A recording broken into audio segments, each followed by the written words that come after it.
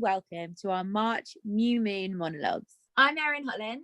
And I'm Grace O'Keefe. And we are the artistic directors of the Queens of Cups. And the founders and producers of the New Moon Monologues, a monthly new writing night based on the cycles of the moon. The new moon this month is in Pisces, which is a compassionate, artistic, and intuitive water sign that encompasses all other signs of the zodiac, aka a perfect new moon to discuss new beginnings. And with spring just around the corner and hope now waiting for all of us on the other side of this pandemic, we thought this was the perfect month to have the theme as Begin Again. And in honor of Women's History Month, we are featuring 10 female-centric stories. We hope you enjoy.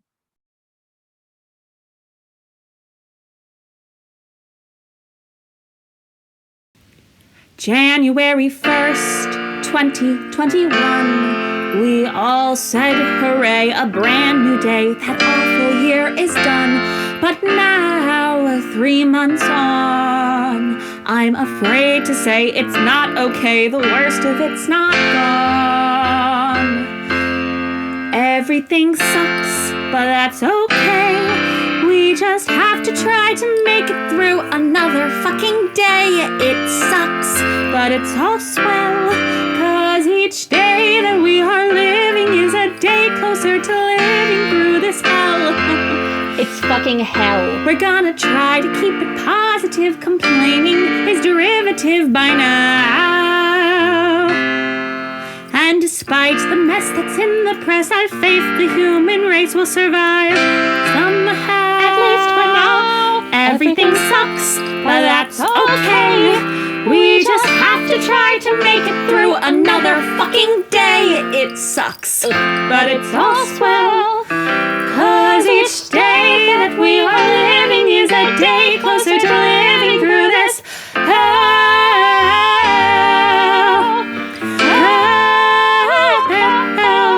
It sucks. It fucking sucks. It's hell. But each day that we are living is a day closer to living through this hell.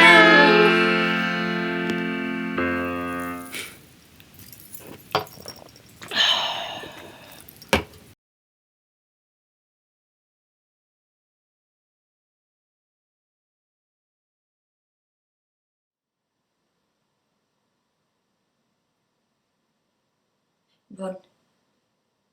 I try to breathe. Run. I try to breathe slow, meditative breaths like she told me. Run. I try to ground myself. I imagine that I'm rooted deep in the ground and that this patch of earth I find myself hovering above belongs to me. And that this patch of earth is safe. And that I'm going to be okay. But my head is radio static, muffled voices and tinnitus. Run!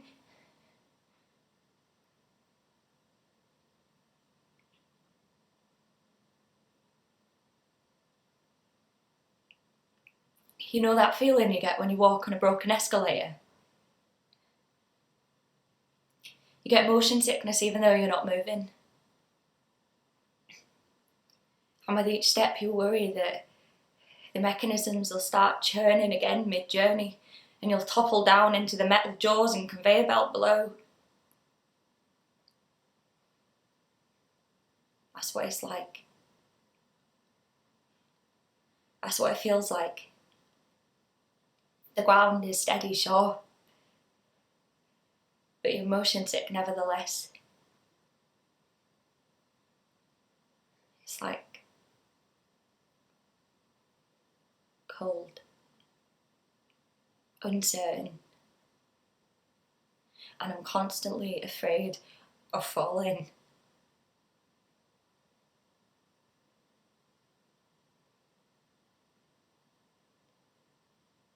A sea of pebbled eyes glint, the weight of their gaze is heavy on my temples. Shit. They're waiting. I'm not ready. I'm stood here where Dad stood where the priest stood where I'm supposed to be standing and speaking and being somewhat human, but I'm not ready. I don't think I'll ever be ready.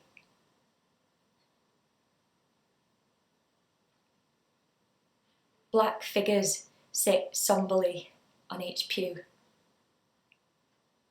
like chess,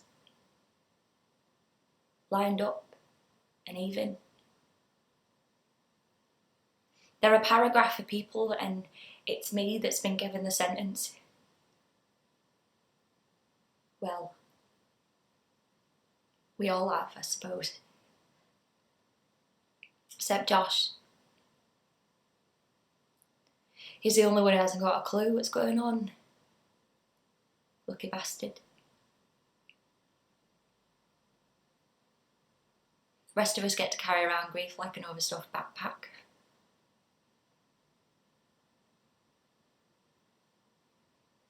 Mum searches for something in my brow from the front row. I realise that I'm still not speaking. I want to go back, begin again. This isn't what I planned. I'm stood here, empty, in front of everybody. And no words are coming out.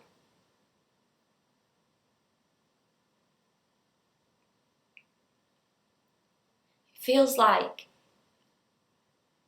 there's a ghost in my throat. Maybe it's Josh. Either way, my lips are sawdust dry and I've got nothing to say, and I just want to run.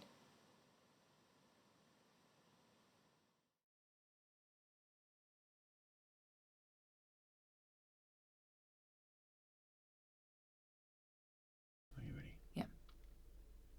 Do you know what today is? Today is officially 7 years since the last time we've had sex. It sounds like a weird day to remember, but I know it's today because of one of those Facebook memories. Today, 7 years ago, I posted the following. Hey lovelies, anybody has an amazing recipe for a body scrub? Some of my friends at the time were wannabe Instagram models, beauty freaks. So I got a few options.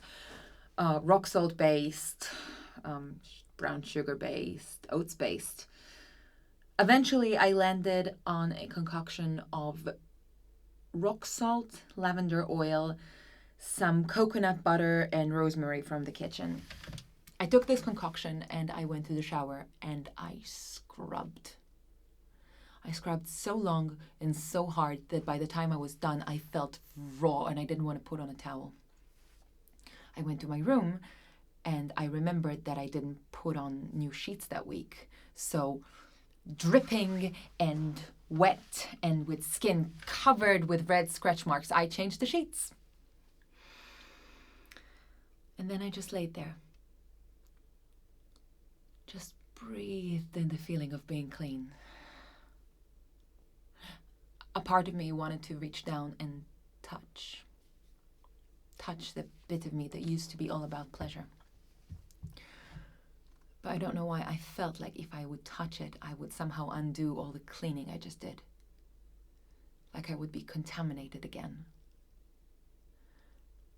It didn't occur to me back then that wanting to peel off your skin is maybe not how you're supposed to feel after a night with your boyfriend. That feeling of defilement is not a sign of a good relationship. That was 7 years ago. 7 years since rock salt and lavender oil. This day is important to me because I read somewhere that every cell in the human body gets replaced in the course of 7 years. And I know it's not scientifically correct. Like the skin was probably very different the very same day. The stomach lining takes a few days, the liver takes a year, the bones take 10 years. Every cell in the human body gets replaced in its own time, but I like the number 7. It's a number of things in fairy tales, and it makes me feel like this time had a significance to it. Like tomorrow, I could stand in front of the mirror and see a body that you have never touched. This will not be the hair you pulled and asked me if I liked it. This will not be the skin you touched and told me that I need to relax because it's just your little finger. This will not be the body you robbed of every single first and called it love. This will not be the body you ruined. I would love it. I would love all of it, even the contaminated place that I couldn't touch 7 years ago. I will be new again. But it wouldn't be that simple. There are some bits of me that don't feel new. Some areas that haven't scarred properly because they are still bleeding. How long until the bit of my brain that is still afraid of you regenerates? What about the cells that yearn and ache and break themselves apart every time I want to let someone love me? What about the inner layer of the lips that tries to suss out in every single kiss whether that person is here to give joy or take it? What about the nerve endings that were burned so thoroughly they need to relearn what pleasure is? Pleasure, that's a primal thing. A person doesn't usually need to learn it, but I feel like I do. Tomorrow, with my new body, I think I want to give it a go.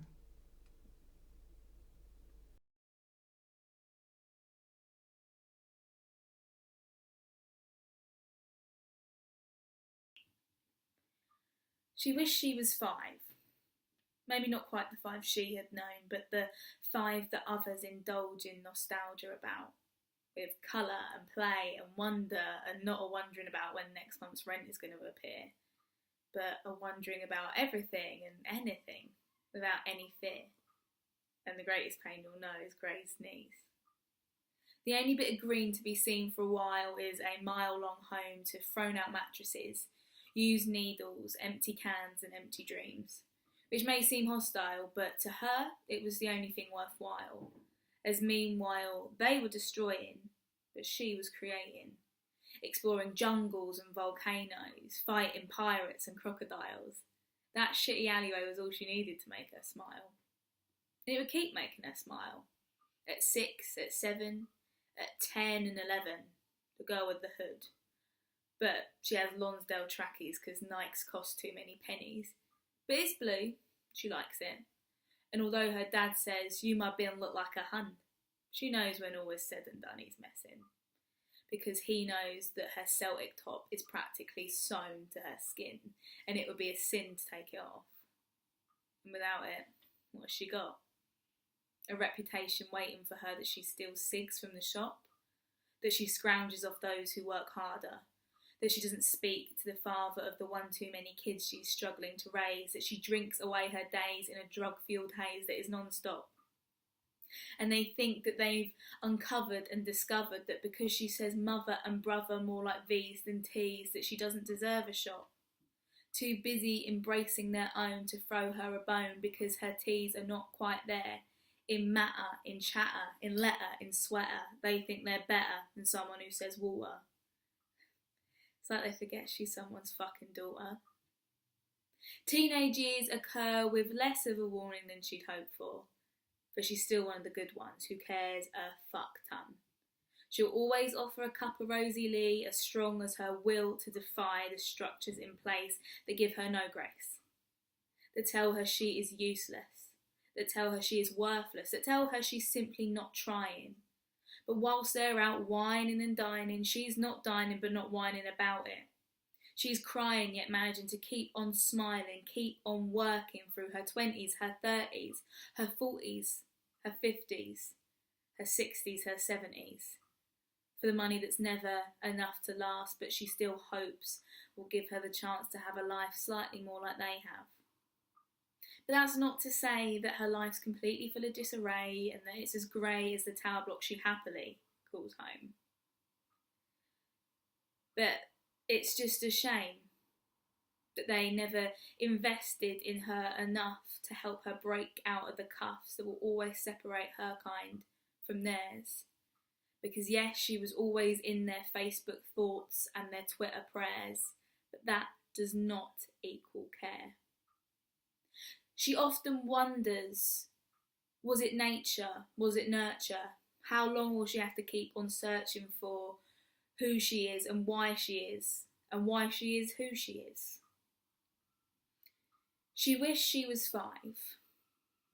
Maybe not quite the 5 she had known, but the 5 that others indulge in nostalgia about, with colour and play and wonder. Not wondering about when next month's rent is going to appear, but are wondering about everything and anything without any fear. And the greatest pain you'll know? It's Grey's knees.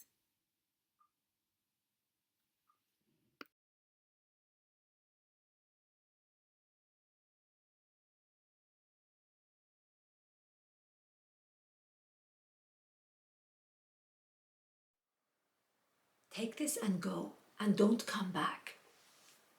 My grandfather pushed a wad of wilted banknotes into my mother's hand, squeezed her shaking fingers. Don't tell your mother. Don't tell your father, and don't forget us, said her mother. Another furtive hand clasp, another wrinkled tenor, saved somewhere secret for who knows what, for who knows how long. And so, my mother and I left Ireland together in 1973, the autumn before I was born. She, under a cloud, I, under her Afghan coat, under her homemade tie-dye t-shirt, under her skin. An accident, a 9-week blob of blame, 100,000 times unwelcome. Somewhere between Rosslare and Euston, she changed her mind. She never told me why. Head down, she dodged the waiting cousin in the crowd and went her own way. Her bed in the home stayed empty, and a good Catholic couple somewhere were disappointed. In Tottenham, in a bedsit, in a panic, she rang the number on a leaflet she'd found in a community cafe, but by then there was no going back. We were Londoners, alone together, starting from nothing.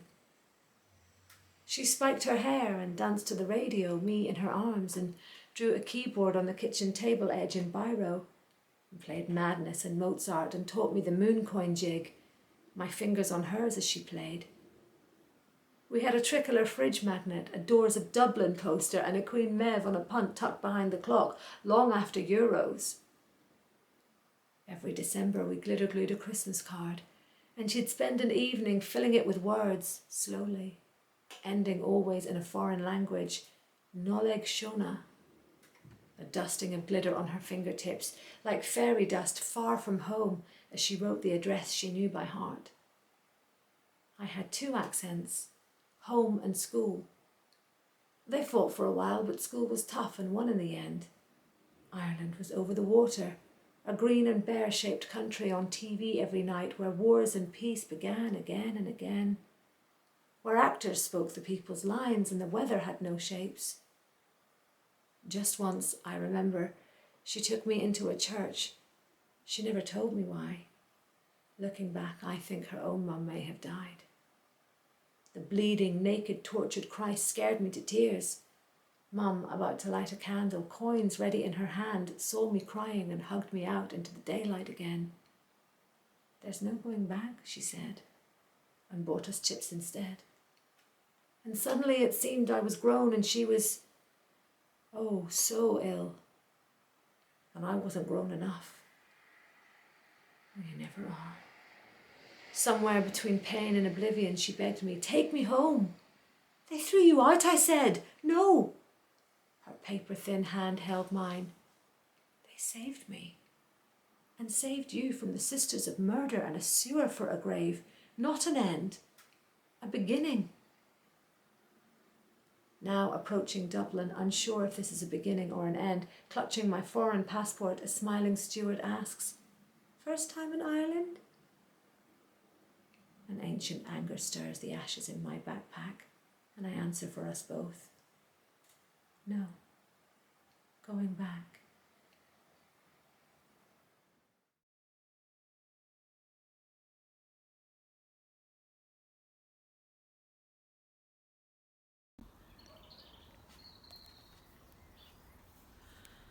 The sun is rising in Grantchester Meadows.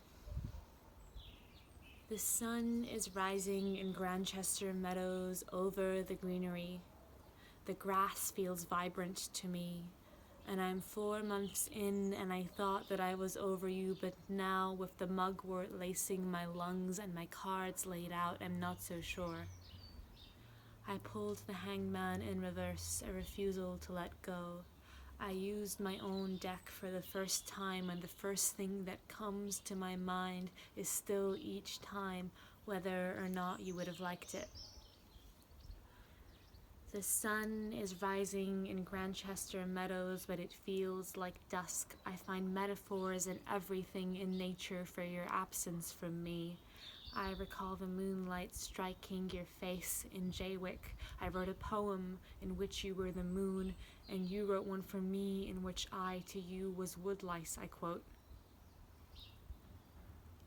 The sun is rising in Grantchester Meadows. Over you I thought that I was, but now with the cannabis lacing my tongue, I'm not so sure. I cough it up, phlegm on the bark. The silence of the trees reminds me of the last orgasm you gave me in Jaywick. The sun is rising in Grantchester Meadows. I left my wallet here. I was too stoned to notice its absence. Note next time, don't bring joints in the wallet, bring them elsewhere. Anyhow, a week later, it was still there waiting, like I would have been had you come back looking. The sun is rising in Grantchester Meadows. It's rising away from me, bringing another day without your touch to my skin. I'm sick of comparing you to goddess after goddess in this godlessness. It makes me feel sick to my stomach when telling myself someday I'll see her and my arms will glisten at her touch is followed by nothingness. At least I know the moles on your arms won't have moved. The sun is rising in Grantchester Meadows. I recall that I had an out-of-body experience here once, where I looked at myself on top of you from above myself, but now I can't leave. I'd rather be inside you, even if outside myself to do so would be necessary. I'd like to be outside, lying in the grass, and watching you and I climb trees. It makes me sick to my stomach to look at the trees with the branches upon which we are not. The sun is rising in Grantchester Meadows. I'm finding metaphors for your coldness towards me in the frost over the grass. I'm spinning in circles at the tip of my tongue. You always said I wet the joint too much. You as the blade of sunlight which penetrates my head. Exactly. Fuck. I said I wouldn't compare you to these higher beings anymore, but here I am calling you my son. I thought that I was over you, but then I was swinging back and forth over the River Cam on a tire swing, and the rope against my clit was your thigh. The sun is rising in Grantchester Meadows. The smoke is lacing through my lungs and into the clouds, and when I try not to cough, it makes me cry harder. If I wasn't in therapy, I think that by now I would have filled silver-lidded bottles with my tears and sent them to you like the Ottoman lovers. The sun is rising in Grantchester Meadows. I don't remember how I came to be here, nor do I know if the sun will ever bring to me that day when I see you again and I glisten at your touch. But I can still recall where each of your molds are. I can still draw them in all the right places.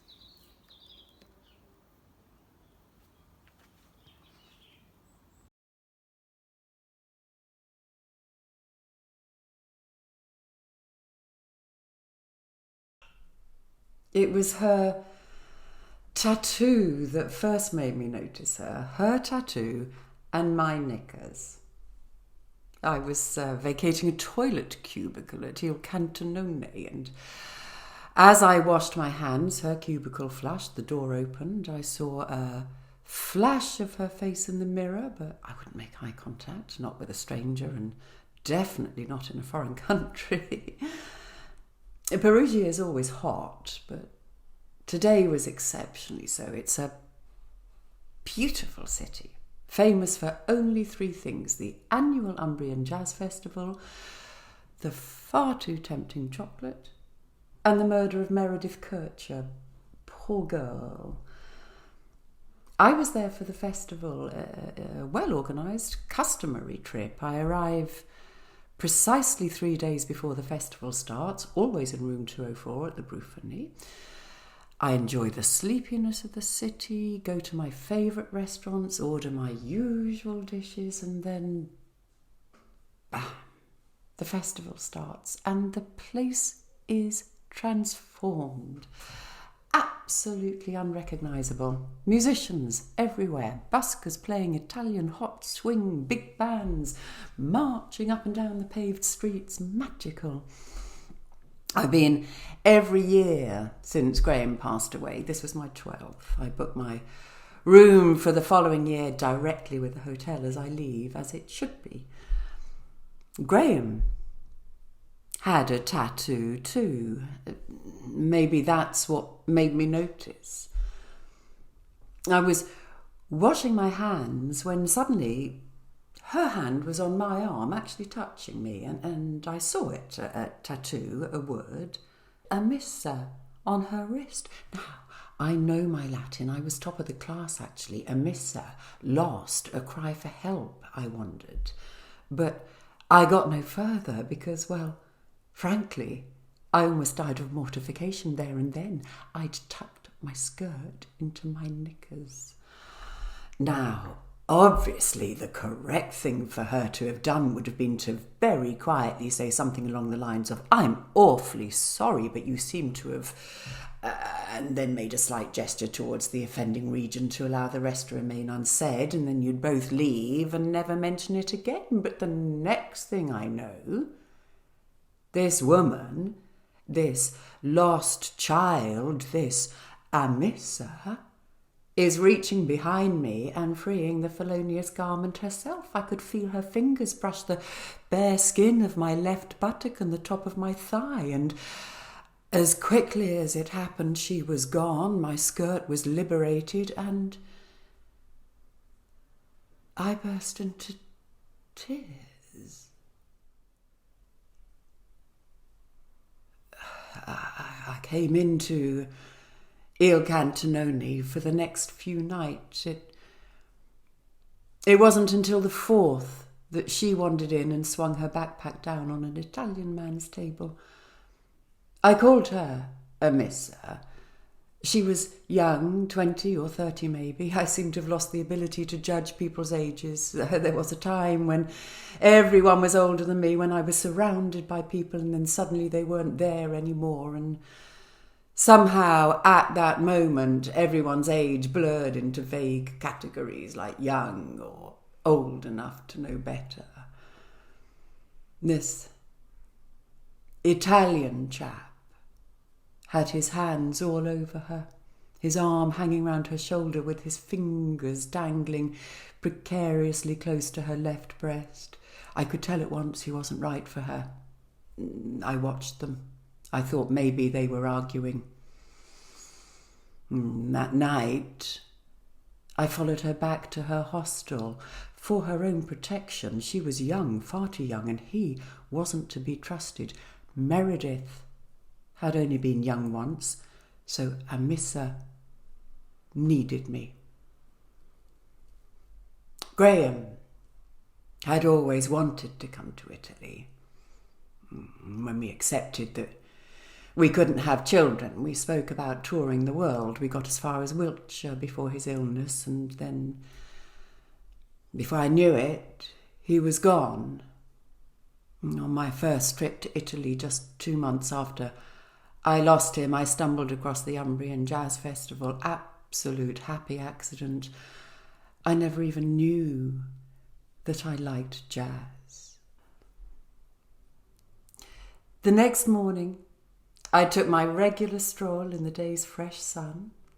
I took a different route than usual, and as chance would have it, my walk took me by her hostel just as she was heading out.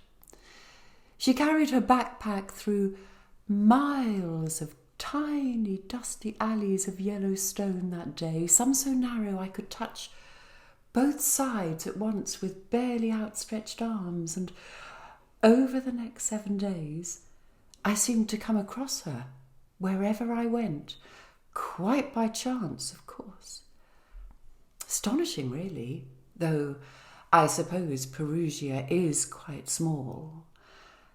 I watched her read in the shade of a cedar tree in the Giardini Carducci, saw her drink straight from the fountains. She took me to parts of the cities I had never seen. On Saturday, I saw her go into Il Cantinone and make a reservation. After speaking to the waiter, I found out it was for that evening. I thought, well, whilst I was there, I may as well make one too. Back at the hotel, I put on my skirt, the same one from before, and I returned to Il Cantinone. I sat and drank and watched a missa with the Italian man. I called him Assine, Latin for donkey. They argued more tonight. I waited, and finally she made her way to the toilet. I followed, not too quickly as to look deliberate. She was still in her cubicle, so I went into the one next door, stood for a few seconds, flushed, and then carefully tucked my skirt up into my knickers. Then I stood by the sink and waited. I was thinking of her hand on my arm and her fingers on my thigh, a moment of connection, but then something wasn't right. An errant breeze on the back of my neck. I pushed lightly at her cubicle door and it swung open, and there behind it an open window. She was gone. For 2 days I stood outside her hostel hoping to see her. At first I worried she'd been murdered too. I bought the papers, asked the receptionist at the hotel to translate them, but she wasn't to be found in any of the pages. I walked back through the streets that I'd spent the last week patrolling, retraced her footsteps, sat beneath the cedar tree in Giardini Carducci, all the time the same word bouncing around my head. A missa, a missa, a missa, a missa, a missa, a missa, a missa, I miss her. I miss her. I miss her.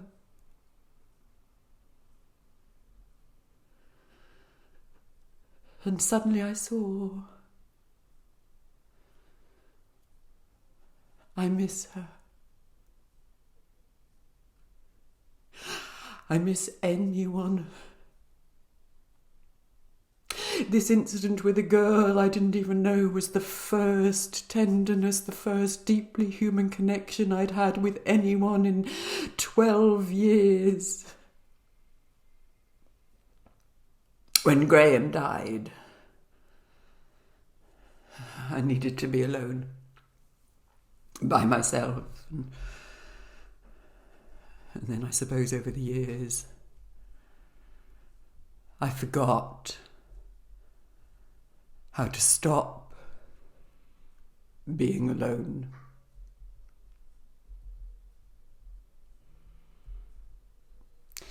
She helped me to remember.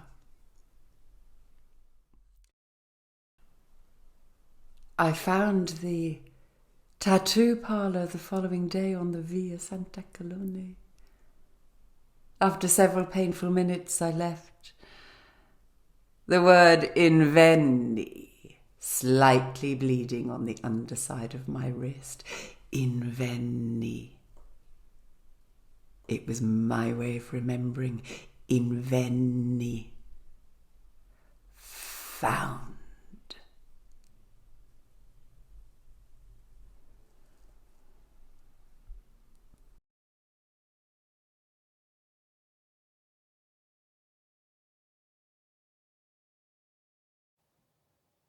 She seems much better now.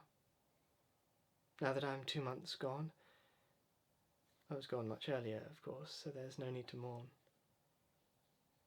The deep canyons that lined my face when I smiled have been replaced by softened dimples, much like those that she recalls from years ago. She liked my cragginess, I think, but she prefers these on the whole. She doesn't care for chocolate biscuits now. Neither of us saw that coming. But chocolate and biscuits still draw a crowd, so really, well, I mean, only so much changes. Her tastes are more egalitarian when it comes to getting off. Men whom she probably would have dismissed. Well, now they are such stuff as dreams are made on, toned and buff. Even those not so well blessed incur her love, wiry and lean. Even old pictures of me. This isn't how she thought we'd be. Sometimes she cannot bear to see my face, denial barbs and all. That posturing, hot-headed fool, she masks me from the world at large, obliterates my name. But every now and then she'll pause and think, I would, then buries me again. What wouldn't I give to be buried within her breast instead? Those tender buds, herald of that which I can't rightly share. But I don't care. I'm quite aware, when all is done and said, that I am always, always there. And ever have I been. Just as she once was locked in me and now must be set free. All this I think, and truly know. Now I am 2 months dead.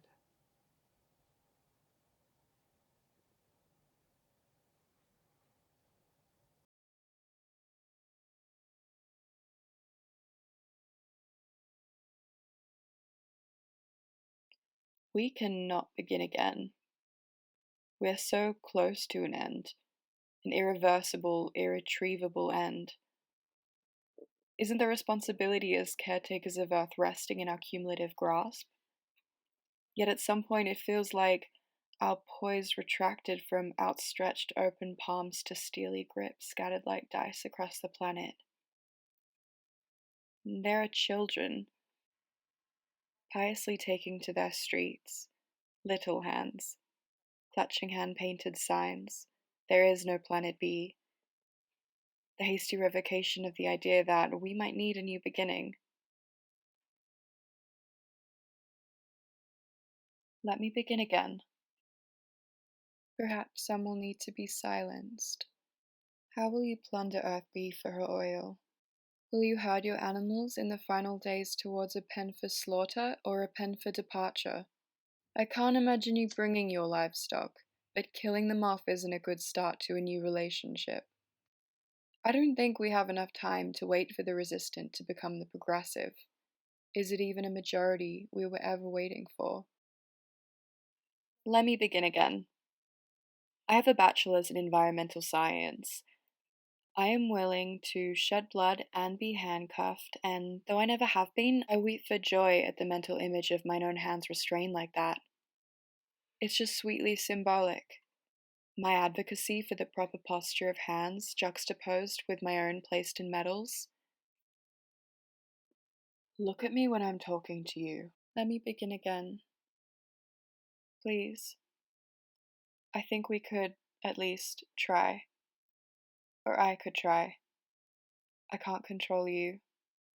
I can't control the chaos that propelled you towards someone else, towards a distortion of you.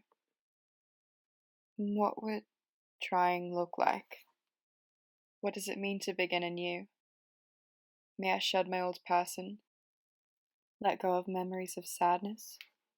I would clean my eyelids out with micellar water and a Q-tip, getting into the crevices behind my eyes, those nooks less attended to, gathering dust in the form of tears, bringing them to the front, fronting redness to contextualize the greens of my irises that don't speak my soul appropriately right now. Then they'd feel red and raw in my skull, and I could move on. All my excess emptied, I could move on. Let me begin again. Let me begin vegan. Let me embody an unwavering direction, purely my goal. You are all the way over there, and I am here, and how much space around me is an extension of my control. I study my aura in the mirror for hours, trying to learn the perimeter of my light. I don't feel the color or the plosive force of my words when I speak at you, to you. I send you a letter, and you receive a brick. And to be honest, I don't know how to begin again, except for when I am speaking to hands already won over. I have to keep gnawing at it.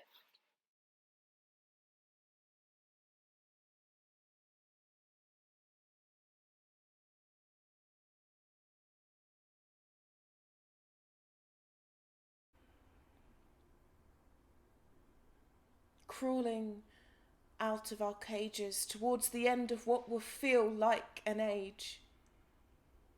Will we be joyous and thrilled, or will the long winter we faced have taken its place deep within our souls? Have you learnt a new skill? Something that will always remind you of the last year and your future?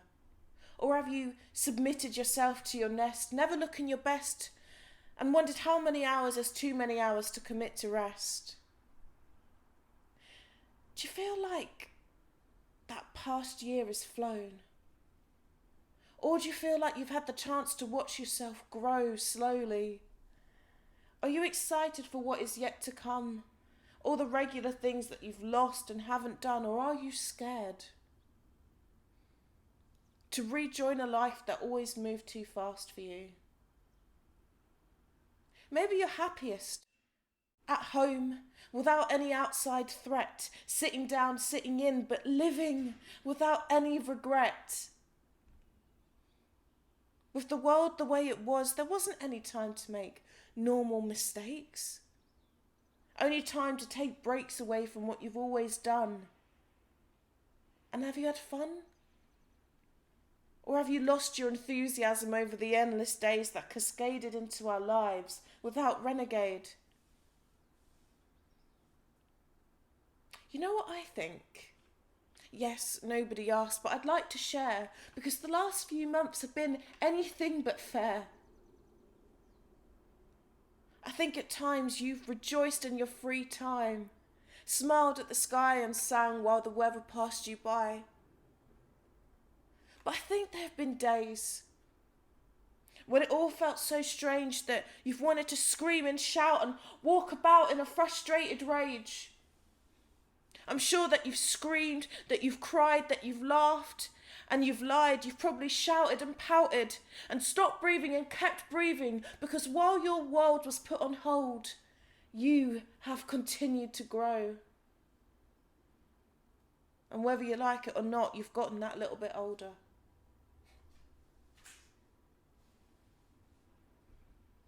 Maybe you're not enjoying yourself now. Maybe you've forgotten how. Well, I want you to stop